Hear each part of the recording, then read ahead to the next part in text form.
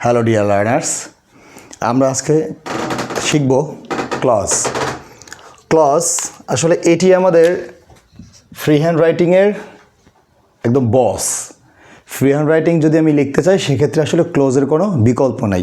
এছাড়াও simple, complex, compound এই যে সেন্টেন্সগুলো আছে সেটাও যদি আমি শিখতে চাই সেক্ষেত্রে আমার ক্লোজের কোনো বিকল্প নাই। এবং এই ক্লোজ দিয়ে ইউনিভার্সিটি অ্যাডমিশন টেস্টে কী পরিমাণে যে প্রশ্ন আসে আসলে সেটা ওই তখন গেলে বোঝা যায় যে এইটার গুরুত্ব কতখানি। এই ক্লোজকে মূলত আমরা প্রধানত দুইটি ভাগে ভাগ করি, সাধারণত তিনটি, প্রধানত যে দুইটা ভাগে ভাগ করি, একটি হচ্ছে প্রিন্সিপাল ক্লোজ, অপরটি হচ্ছে সাবঅর্ডিনেট ক্লোজ।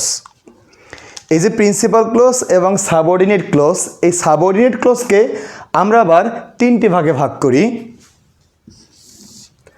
এক নম্বর হচ্ছে নাউন সাবঅর্ডিনেট ক্লোজ, অর্থাৎ আমার এই যে সাবঅর্ডিনেট ক্লোজকে তিনটা ভাগে ভাগ করছি তার এক নাম্বারটা হচ্ছে নাউন সাবঅর্ডিনেট ক্লোজ, দুই নাম্বারটা হচ্ছে অ্যাডজেক্টিভ সাবঅর্ডিনেট ক্লোজ এবং তিন নাম্বার হচ্ছে অ্যাডভার্ব সাবঅর্ডিনেট ক্লোজ।